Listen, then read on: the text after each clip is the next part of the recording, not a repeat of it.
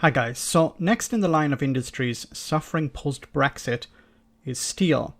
While farming and fishing dominated the newspaper headlines during the Brexit saga, steel got barely a mention. The economic output of the steel sector totals £2 billion, 0.1% of the UK economy and 1.2% of manufacturing output. There are over 1,000 businesses involved in the industry, and these companies support 33,000 jobs in the UK. Now, the steel industry is preparing for some very bad news on the Brexit front, as it seems, according to news reports, that the government is planning to remove limits inherited from the EU on about half of the UK's steel imports. This, of course, has been greeted by both anger and dismay by producers in Britain. As with farming, EU policies may have been far from perfect, but they ensured British producers were protected via tariffs and non-tariff barriers. These, however, look to be stripped away going forward. The Trade Remedies Authority, or the TRA, said on Friday that it would revoke the limits on 9 categories of steel product, including certain bars and wires.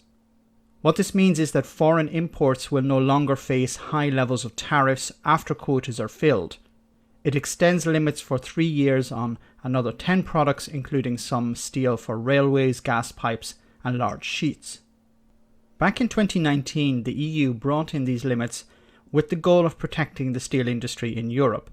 The UK benefited from this also at the time because it was still a member. The idea behind this was to limit the impact of overproduction of steel, and after the Trump administration imposed its own tariffs.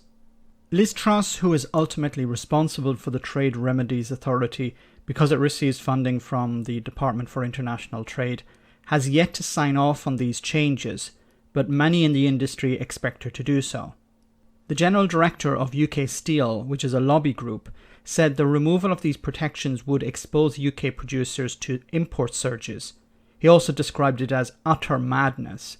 He said, and I quote, "On their first major test in a post-Brexit trading environment, the UK's new system has failed our domestic steel sector."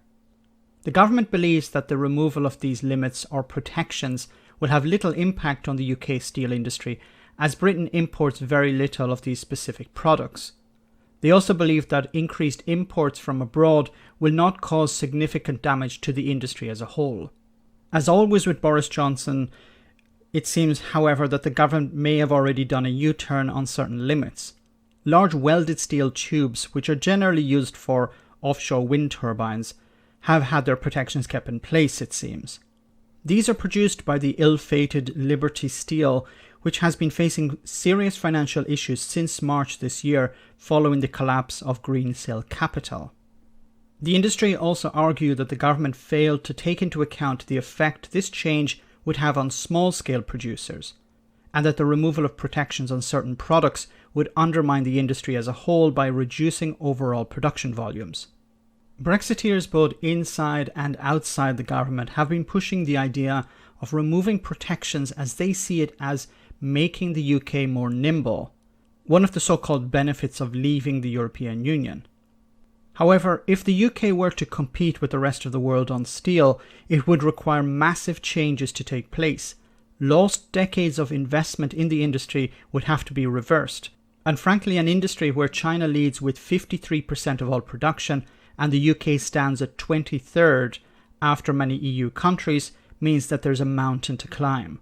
Along with farming, steel producers may see cheap imports undermining their industry, meaning job losses and closed businesses. It seems that the Brexit dogma of disaster capitalism is about to swallow up another victim. Let me know in the comment section, guys, what you think.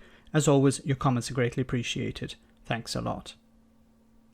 I want to say a big thank you to all of my patrons. You ensure that this channel continues to exist. I'm eternally grateful for all of your support. If you join Patreon, you will receive instant access to our Discord server, where we have both audio and video chats. You can chat with me and other patrons, where we discuss important and non-important issues.